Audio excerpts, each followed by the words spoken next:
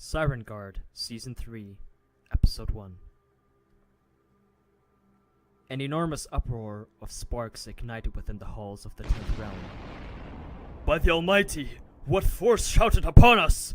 stormed the ambitious predator asked, with astonishment as an explosion was to be heard around the halls, which separated the bedroom to the commons of Mark the Wizard.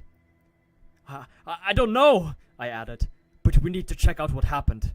Perhaps our friends are in great danger, I passively exclaimed, anxious if everything was alright. After all, I am now king of this realm. As we stumbled closer to Mark's lab, someone with a shrouded robe and a triangle-like hood which faced downward to his back stumbled out anxiously. "Sam! What happened?" I exclaimed once more. The presence with the dark robe and bow catched his breath slowly. "Mark," he weakly continued with arduous effort. "Mark vanished into his portal. We created a lab a while ago, but now it just went all wrong and he's gone. It's okay. We need to go after him. Sam, get some rest while you can, if you truly desire," I suggested, for I knew that the archer was somehow traumatized by this precarious incident. "No," he weakly continued. "I'll come with you." "So, how do we open this portal, huh?" Storm asked. "Well, first of all, we need a sigil stone, but," he sighed, "we don't have one, since the last one vanished with Mark." A moment of perpetuous silence invaded the room until, I have one," Storm unpleasantly whispered. "It's from my wife, but..." "Storm, you don't have to," I said while feeling compassion for his loss. You see, his wife had died during the Flare War. It was a malignant experience. "I'll do it. It's not about my wife now. It's about our friend," Storm submitted honorably. I smiled. Good.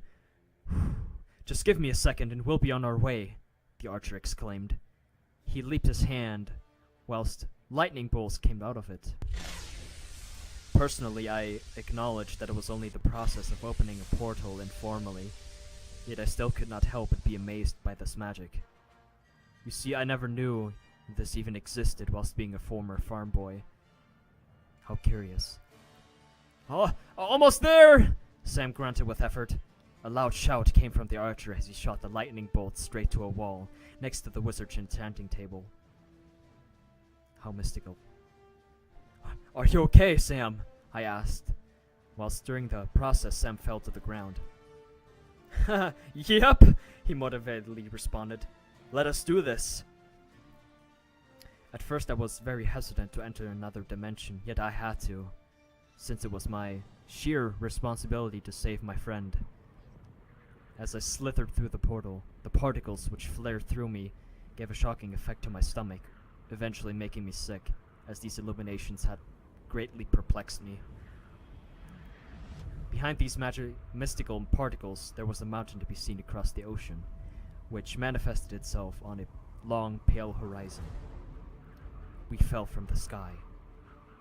The winds came racing at us, as if it was sucking us down, ultimately drowning our very existence. "What do we do?" Storm shouted, struggling to catch his breath as the impact choked him. Just give me a second," Sam responded. Once again, the archer lifted his hand to prepare a spell, yet it was hard as the group separated due to the heavy rains and winds. Even nature could not separate us. "Short time," Storm said, for the ground appeared violently closer. Suddenly, a loud screech was to be heard around the voids of clouds, almost as if it was a hawk shouting to hunt its prey, but, well, that was not the case. A huge mammal, eagle-like creature appeared through the dark mists of rainstorms. Its will of comfort and passion for protection saved us from the great fall. Impressed? Said Sam as if he desired to prove that he was a greater wizard than Mark.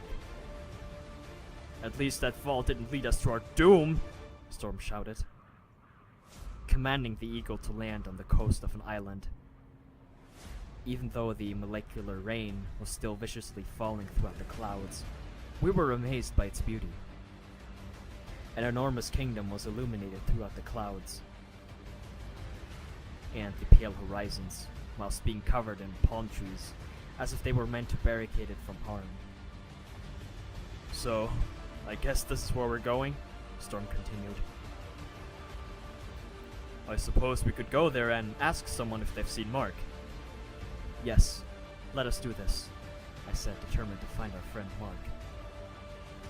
This precarious venture would become a long one, yet I remained a candor about it. There was still much work to be done.